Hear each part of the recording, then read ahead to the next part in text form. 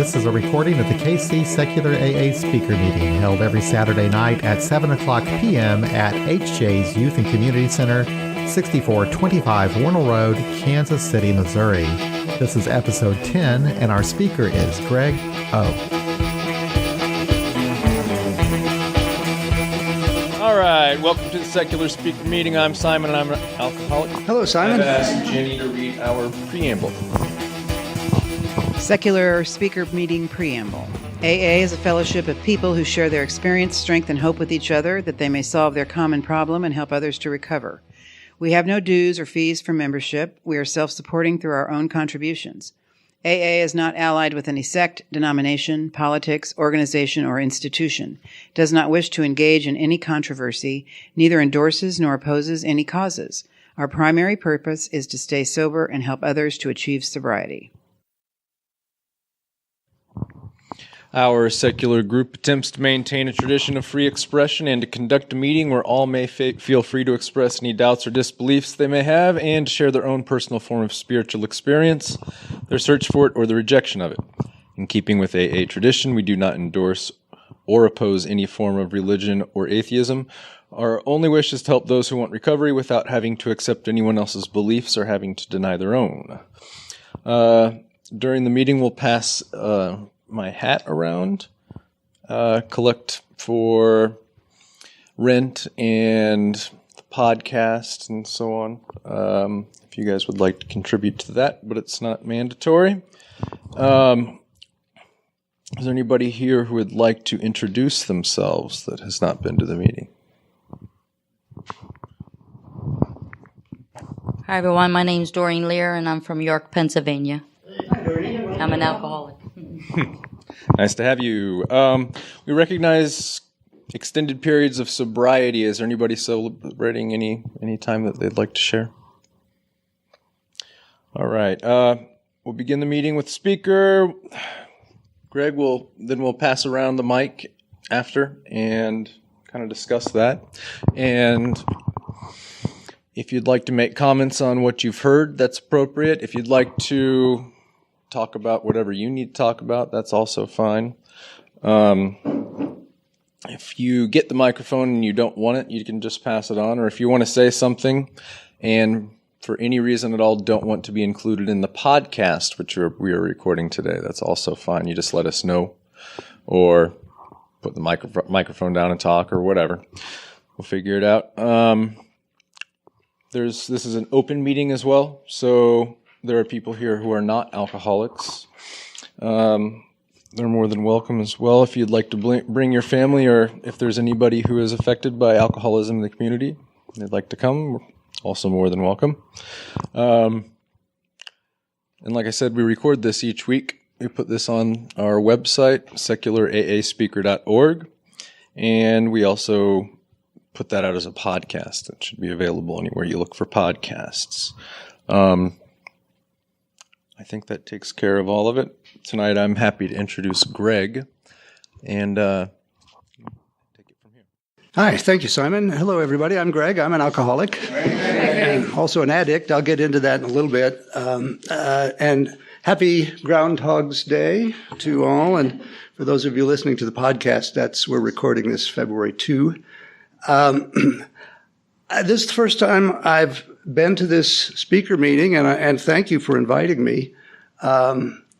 You've gotten rave reviews, but I don't know if the speakers generally give their drunkalogs or not, but I'm not going to. This is not an anniversary for me. I'm 9+ years into sobriety. I'll save my drunkalog for when I hit 10, if I'm no misadventures. I love the word drunkalog. That word and the word sponsee I'd never heard before I came to AA. I think they're AA words, but I like them both. But drunkalog is a great word. It's not as funny as snorkel, but it's still a good word. And more to the point, I really enjoy drunkalogs. I enjoy hearing other people's stories. Although I'm not going to get into mine tonight, I I don't want to ever forget it or get too far from it, so I often share pieces of it during regular meetings, but certainly when I give a drunkalogue. But this is not about what's in my drunkalogue. This is about something that's not in my drunkalogue.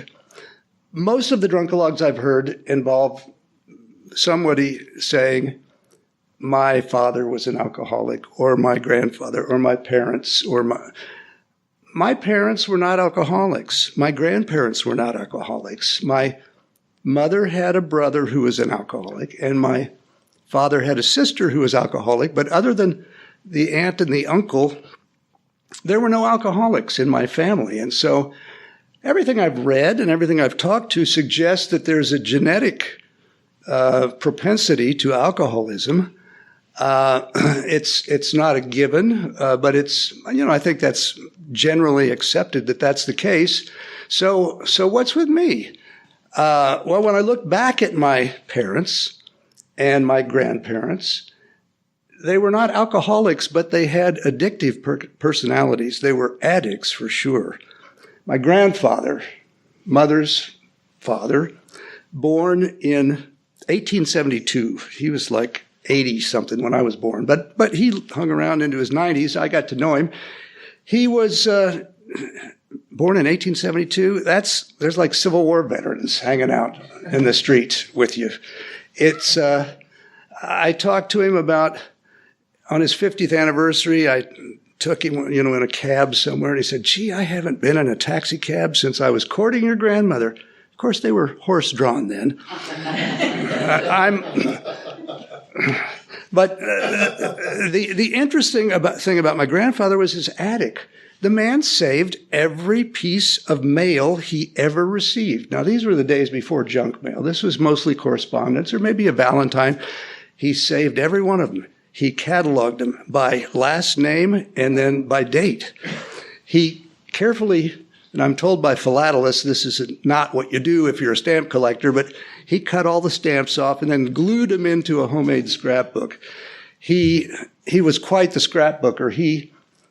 He wrote down the lyrics of every song that he had ever heard as a child, and a lot of these are, fairly. These are, ethnomusicologists were interested in some of these songs. Most of them were horrible Victorian things about little children dying in the woods and being frozen, and the robins putting strawberries on them and that sort of thing. They were really kind of horrifying as a child. But my point, he collected these things. He wrote these things down. He saved things, and we loved going through his attic. There was just he was an addict. He was not a hoarder, because maybe he was. I don't know. He was organized though. He was organized. His home was completely normal. It was the attic that was just filled with treasures like this. Old World War I Army uniforms. My father, on maybe his 40th or 50th birthday, decided, I don't need anything for a birthday present. I don't need anything for Christmas presents. I'll tell you what I'll do. I think I'm going to start collecting tin boxes, so whenever a gift-giving occasion comes along, there'll be something you can give me. Well, this was pre-eBay, but like a year later, there's like 1,000 biscuit tins. There's, Queen Victoria on this, and tobacco tins, and shortbread, all. And again, before eBay. And he cataloged them all, pre-Excel spreadsheet. He wrote them all down, where he got them, what he paid for them. And he had books. He did some research. If he knew any history of them, he wrote all that down. And I could go on. My mother, similarly. My other grandparents, similarly. They had addictive personalities. And I wasn't even really sure that that's a thing, But I looked it up in Wikipedia, and since it's in Wikipedia, it's a thing. It's a thing. But before I get into that aspect of the addictive, to talking a little bit about what I've learned about addictive personalities, I want to share a cautionary tale from my housemate, John, from law school, and I won't say his full name since we're podcasting here. John and I had never met, but we ended up living in a group house together in 1977, going to law school together. John was from a wealthy family in Chicago.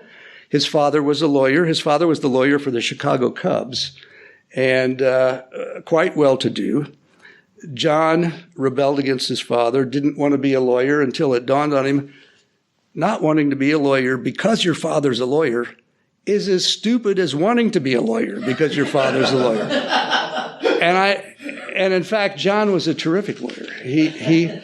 But John and I both smoked, and we both drank, and we both smoked pot. And, if we'd had any money, we'd have probably both done cocaine at the time. But we didn't. But we got messed up together frequently.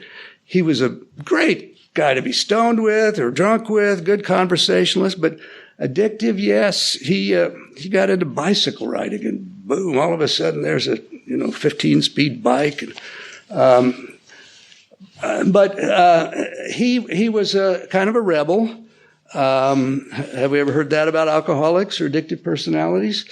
He didn't seek out a law firm to work for after law school. He hung out his own shingle and found a little office way far away from downtown, way far away from the courts, but they would let you smoke in this building.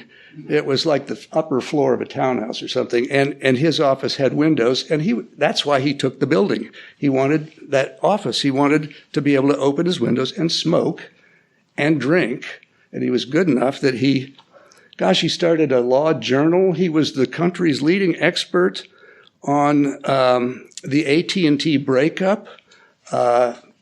He really made a nice little niche for himself. Now, you've probably noticed I'm using the past tense when I speak about John. Well, John was, this was about, it was about 2010 when I saw a notice that he had died. And by then I was living out here. He was still in the D.C. area. He and his wife, Julie, had gotten divorced some time earlier, and we had really not kept up the last 10 years, so I didn't really know what had happened to him, but I knew the times I'd seen him over that time. He had not quit smoking, and he had not quit drinking. Well, Julie, his wife, sent me this email when I inquired, and I'm just going to read a paragraph from it. John and I, here is, I think of John when I think of this phrase, addictive personality, because both he and I had this, and there, but for the grace of some good fortune, go I. John and I were divorced in 2000 after 14 years of marriage, which was fairly civil and simple. I told him it was the booze or us. They had, I think, 3 kids at the time, 3 or 4 kids. And he chose the booze. Then, about 4 years ago, someone introduced him to heroin, and he used that and cocaine to get off alcohol. Brilliant, huh? He immediately let it consume him, and we saw him less and less. Then last June, he showed up in the Georgetown Hospital emergency room, nearly dead, and I went to his side. He was anorexic now with congestive heart failure, COPD, chronic obstructive pulmonary disease in his lungs, cirrhosis of the liver, and a whopping MRSA, I looked that up, methicillin-resistant staphylococcus, a whopping MRSA staph infection. He had no skin on his forearms. Not pretty. But he survived and bounced back into hospital in August with renal failure. Then lumbered on through the fall, still using, until he suddenly got scoliosis of the back in December, followed by a mass in his lung, and then finally an infection that got into his spine. I'd not really seen John in years, but spent the past year helping him get Medicaid and disability. He got excellent care. We just couldn't persuade him to get treatment. He had quit both drugs, that's the heroin and the alcohol, for about 6 weeks before his death. Too little, too late. Well, she mentions here this infection that got into his spine. Well, this infection that got into his spine ate into it enough that he crumpled. It got into his spinal column, and he crumpled, paralyzed from the neck down. as our son Jack walked across Healy Lawn, that's the Georgetown University quad where they hold the graduation ceremonies. He got his BA, while our son Jack walked across Healy Lawn to get his BA degree, John was collapsing in his Glover Park apartment. He was paralyzed from the neck down when they found him. And so he asked me if it was all right with the kids if he checked out. And she discussed it with the kids. Both John's parents were still alive. He was just 57, I think. So I don't know how he exactly checked out. At the very least, he made a decision just to stop eating and to die. And I like to hope I would make that decision if my option was to be paralyzed from the neck down with all these other problems going on. And as I say, what a sad, sad story that was. A real waste of a wonderful talent.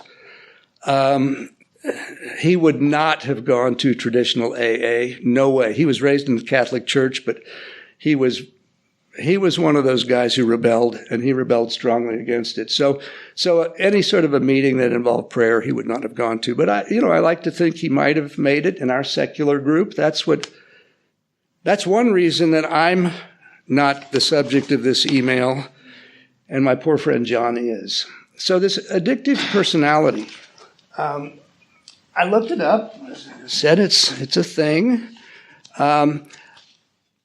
We had a visitor once in our early We Agnostics meetings, a woman who came, and she mentioned that there were something like 150 12-step programs. Do you remember the figure?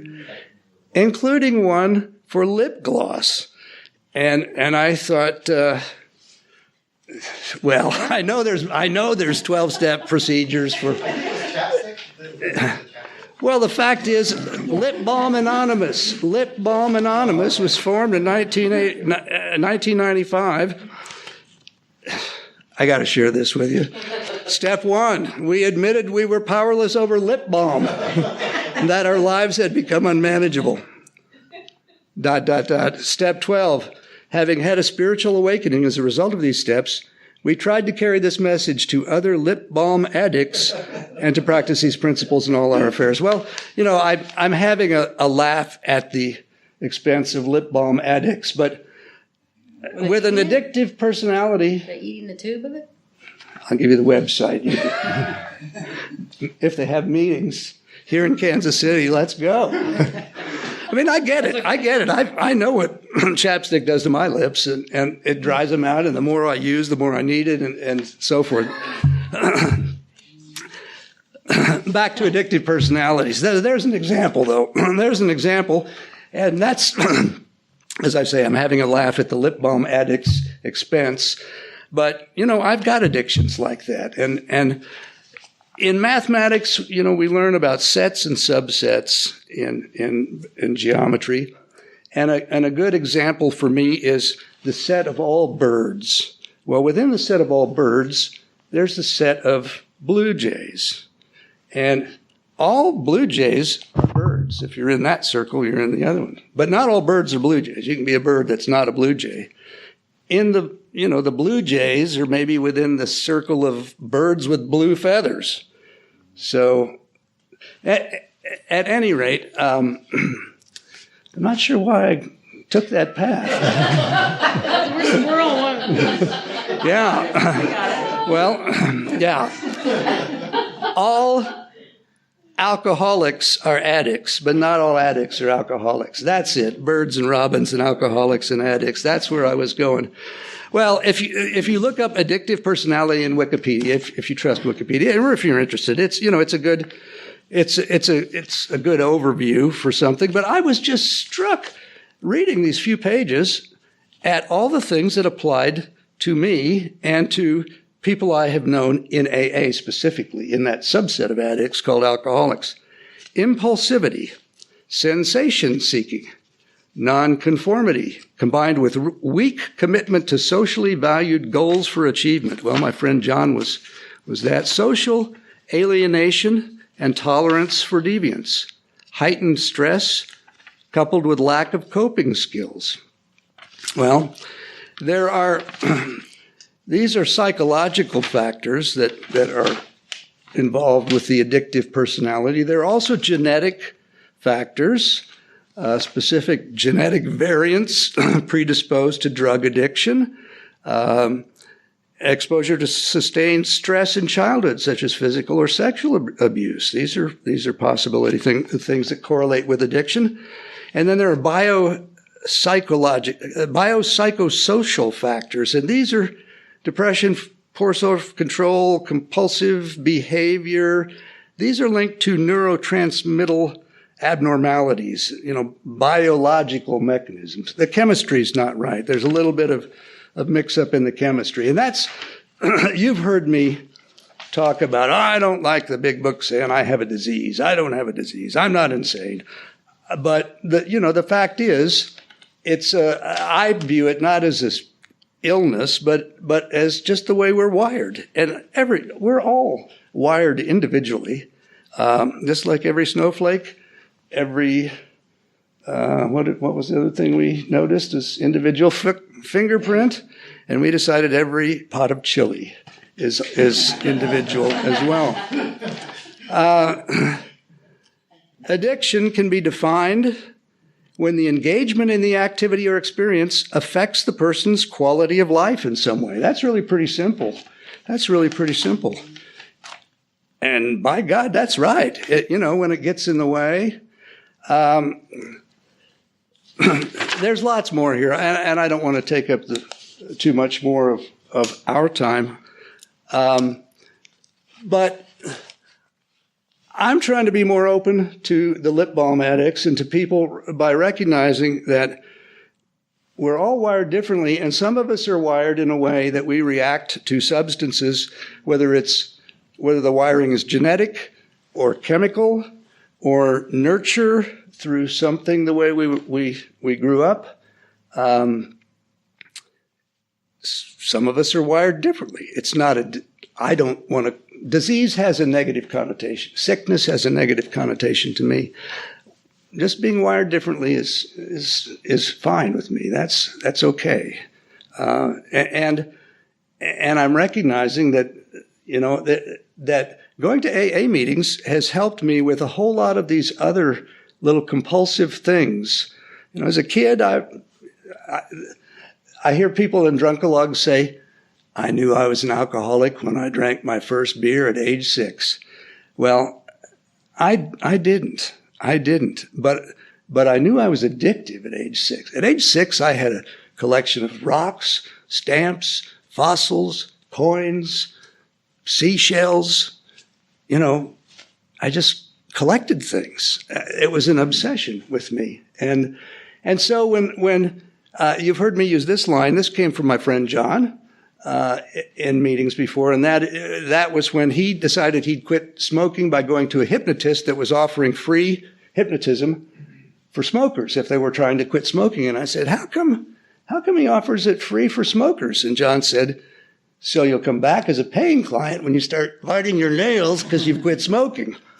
And sure enough, when I quit drinking, I went through a phase of collecting nudie matchbook covers, old paperback books from the 40s with lurid, covers, dames showing a little bit of garter, seam on the stocking, maybe smoking with a beret. Well, I like that art anyway. But I've got 1,000 paperback books. I've stopped that. I've stopped the matchbooks. The coins and the stamps and the rocks and the shells and the fossils never went too much farther. But when somebody tells me they're going to try and stop drinking, or we have a newcomer here in AA, I want to try and be more open and more cognizant and more aware of the possibility that person, maybe they're working on stopping alcohol, but there's other aspects that might, like whack-a-mole, the alcohol goes down, but the nail biting goes up. So that's my hope for all of us, is that we're all more open-minded to those possible situations, that we all recognize, and this goes a little bit against some people's AA, what some people consider AA orthodoxy, and that is not limiting our addiction just to alcohol. And this group is, I think, very open about that issue. I've never heard anyone scolded for saying I'm an addict instead of saying I'm an alcoholic. Because as I've just concluded, I don't think there's that big a difference. It's a question of one substance versus another. And let's, this is my wife here. And when we get home tonight, we're going to look up lip balm addicts just to see more about it. So that's what I have to say. Thanks for coming and listening, everybody.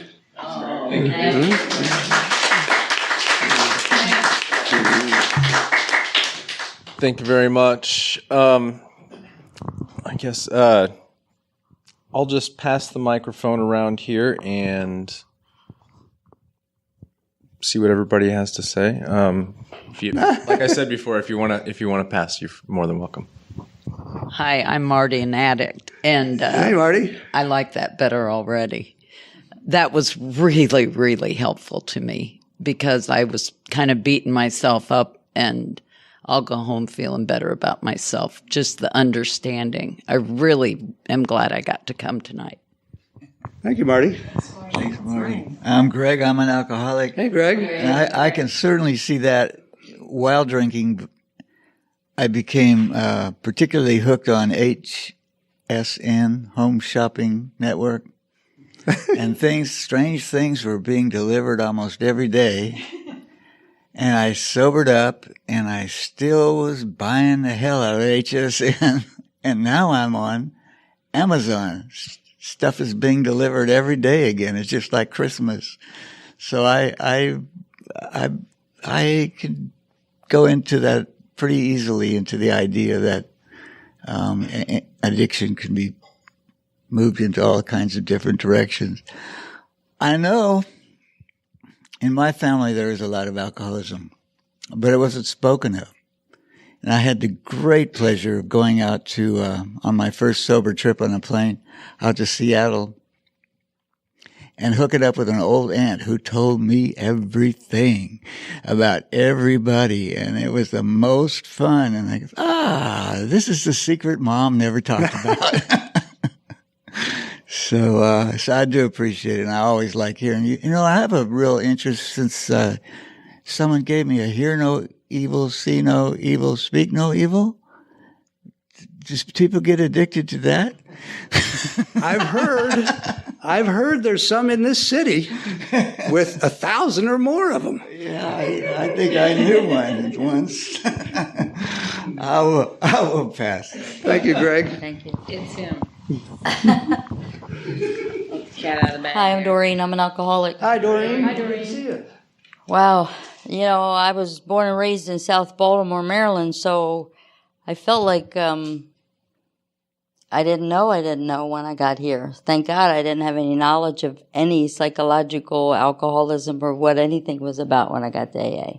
Because I came to Alcoholics Anonymous from my living room. But I think where I realized that I was a real alcoholic, as the book describes, that is when I stopped drinking. Then it was like I was getting really miserable. I was snapping at people. I was happy for a while because the physical was over. I was overcoming the physical compulsion and stuff. But when it started setting in the set mind, you know, and I was raised in an alcoholic home, so I saw the behavior, and I noticed my behavior was the same as my father. That was the throwing things, flipping things, screaming at kids, because it's kind of like as I grown up in Alcoholics Anonymous, it's more along the lines of the monkey see, monkey do effect, as I see it. It's like, okay, well, that's how you're supposed to raise your kids, by screaming and yelling and throwing things.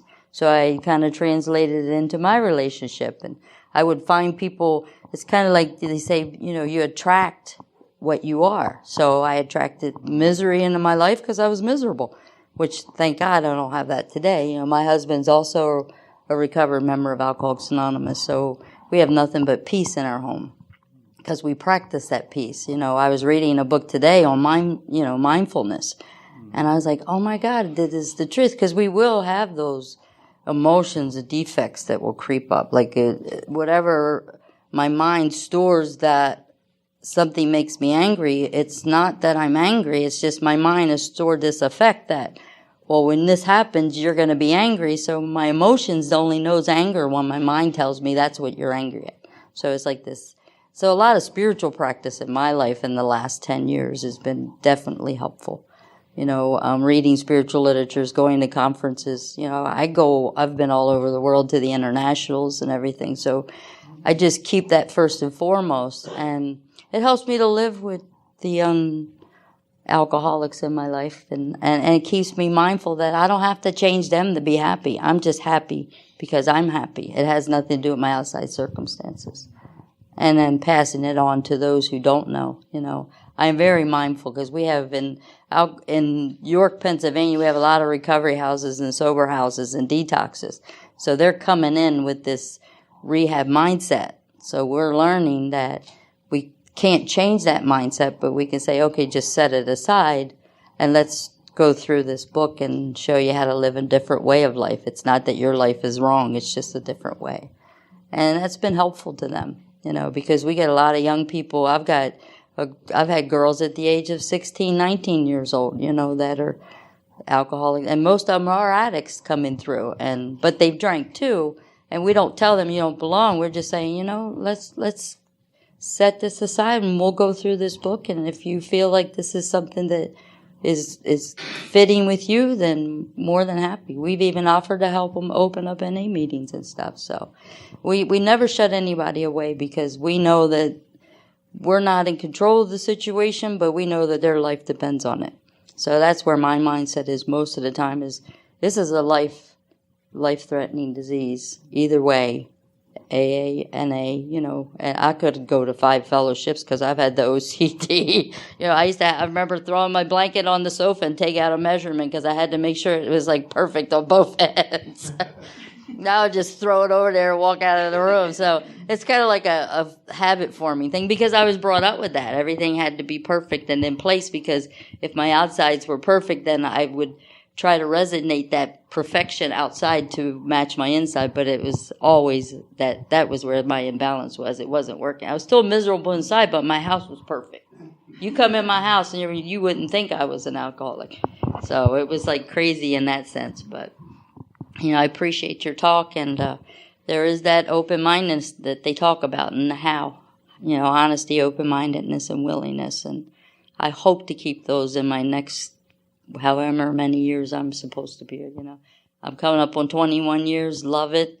I've never been happier I'll be 58 this year, so I've never been happier in the 58 years that I've been alive. In the last 20 years has been the best. Thank you, Doreen. I'm Mark. I'm an alcoholic. Hey, Mark. Thank you for sharing your story with us. Thanks, Mark. Hi, I'm Susan. I'm just, I came last week to listen to Jenny's talk, and I enjoyed it so much I wanted to come back. And John said that Gregg was talking tonight. I've met Gregg before, and I just wanted to hear his story. So thank you, Gregg. Hello, I'm John. I'm an alcoholic. Hey, John. Well, I thought this was a very interesting topic. If you're interested in learning or hearing a really good explanation of addiction, check out Dr. Nicole Labor on the internet, and she has a really excellent talk on Kent State's website, where she goes into a really simple, easy to understand description of the neurobiology of addiction. And I remember I had the opportunity to speak with her, and one thing that she said is that right now people say that we have an opioid epidemic, and once before they said we had a crack epidemic, and once before they said we had a cocaine epidemic, and she said that if we're really going to have good public policy when it comes to dealing with this problem, we have to understand that we have an addiction epidemic, and the substance changes, heroin, whatever. And then she went on to explain how it works in the brain. And she said that there is a genetic component, and I'm not going to be as good at explaining this as she was, but there's a genetic component so that most human beings that walk around have the gene for addiction. but what it takes to turn that gene on is different. It might take one guy 5 beers and he's an alcoholic. It might take someone else 30 years of drinking before it kicks in. But once it kicks in, something changes to where they can never go back and drink normally or use any other substance normally. And what's happening is in the brain, it's elevating these dopamine levels. That is the real problem. So it's really kind of like a dopamine addiction, and it doesn't matter what you're doing. So anyway, I just found that really fascinating to understand that. It's good for me to understand that what's going on, and it's not just substances. It can be behaviors. It can be sex. It can be shopping. Different things can raise that level. So what you're saying is true. I don't know about the whole personality thing, but I do know that it seems like a lot of us do have in common this obsessive compulsive type of behaviors, to one extent or another. And I know I certainly do, and I still have that today. And sometimes they're good, sometimes they're not so good, So it's a challenge for sure. But I don't know. I think that comes from the addiction process itself, I guess, because I remember who knows if it was the chicken or the egg. I don't know. But I certainly had that obsession to drink and a compulsion to drink, and I even felt that compulsion and obsession even after I stopped drinking.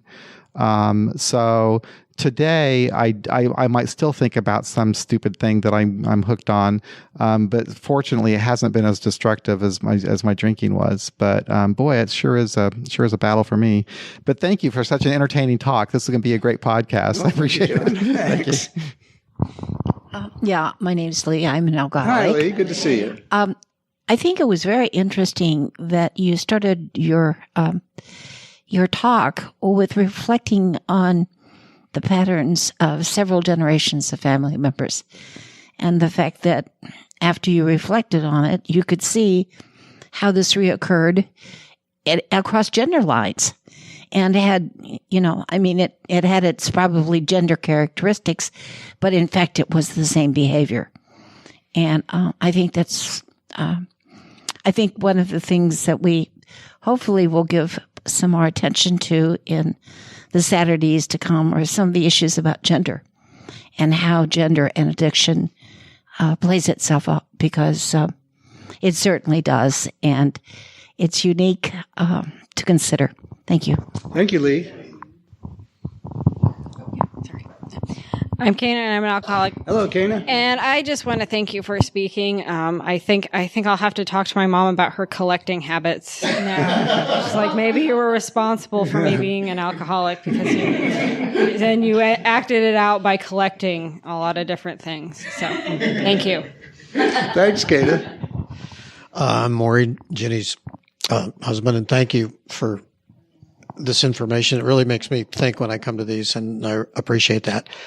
And you've also made me think about my son who lives here, who I have lunch and dinners with and see him a lot. And every time I'm with him, he uses chapstick. So I'm thinking maybe I'm responsible for that. I'll talk to him about it. So thank you for bringing that up. Thanks, Maury. Hi, everybody. I'm Jenny. I'm an alcoholic. Hello, Jenny. Thank you so much. I really wanted to be here to hear you tonight. I think a lot of you, and I always appreciate everything you say, and we have sort of a simpatico because we're very close in our sobriety dates. I think we're just a month apart or something. So it's fun to know that about you.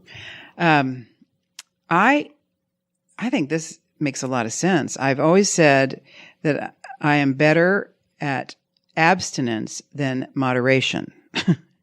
And because people want to know, why don't you have a bite of a cookie, or just one French fry, and I can't tell you how much I would love to be able to have a bite of a cookie or just one French fry. But to me, having a bite of a cookie translates to eating 3 cookies and feeling horrible physically. And I don't have to do that anymore now that I'm sober, because I have the ability to say no, which is so freeing. but I wouldn't do it. I wouldn't be able to if I didn't know how to stay sober. And I know how to stay sober because I come to meetings. And that is it. I have the honor of and the pleasure of working the steps again with someone, and we're working them from the secular book this time, which I really recommend to anybody who hasn't done that lately, because there's no mention of alcohol. There are a couple stories about people who were alcoholics, but it's not focused on alcohol. It's focused on life. And it's a very thoughtful trip through the 12 steps. So I'm really enjoying it. I'm learning a lot, and I'm learning a lot about myself, and I think everybody out there ought to read it too, because it's really a good book. So that's good, and I'm glad to see everybody tonight. And I'll pass. Thanks. Thanks, Jenny. Hello, I'm Kenda. I, by all definitions, am an alcoholic. Hello. Yeah, Chris Rock once had a funny comedy skit where he was talking about your mate and you usually do the same drugs or drink, and when one stops and the other one doesn't, it kind of goes, they're not on the same page and it gets a little rocky. So I always thought, I wish I wanted to stop drinking wine, because I don't have addictive personality, but I drink wine every day, and by all definitions on the whole list, check, yeah, I'm an alcoholic. But I think it would behoove our marriage, per se, because he is a very wonderful man, this here, Gregg here. Oh, I was supposed to say your name. My bad. I'm sorry. That's bad, too. Oops. We remain anonymous at the level of press. You cut that out but later. Not podcasts. Thank you. Anyway, that's all I have to say. Thank you. Thanks, everybody, for your comments. I do recommend this little Wikipedia thing. It's called Addictive Personality. And I'll give it to you, Marty, if you want it. But I was fascinated. It's 10 pages at how many of these things I have. I'm addicted to sugar right now. Yeah. And then there's a Wikipedia entry on a list of 12-step groups. I mean, there's dozens and dozens that I've never heard of. But I wanted to also mention one book that someone told me about today, which I went on Amazon.com and immediately ordered because I have that impulsivity and that need for immediate gratification. It's called Andy Warhol Was a Hoarder. I don't know if you've heard of it. It sounds obviously like a fun book, but it's a well-researched book about, but not a scholarly exegesis or thesis or anything. But there's a chapter on Andy Warhol was a hoarder. Albert Einstein was autistic. Marilyn Monroe had borderline personality issues. There were several others listed in here who were wired differently than normal. Air quotes around normal. So when the book comes, which it will come tomorrow because it's Amazon Prime immediate member. Something will come tomorrow. I guarantee you something's coming. I'll be happy to share it. I'll build some shelves for you. Thank you, Gregg. I can't speak to all the things one could be addicted to, and I'm not discounting even the chapstick, but alcohol sure is a wild ride if you do get hooked. It takes a lot. I appreciate you coming. I'm really happy to have you in the podcast now. Is there anything else anybody wanted to add before we hang it up? Wanted to mention the meetings we have in Kansas City here. Secular meetings. We've got free thinkers. Also, it's across the street at St. Andrew's Church. Then we've got the agnostics meeting at All Souls and King Youth.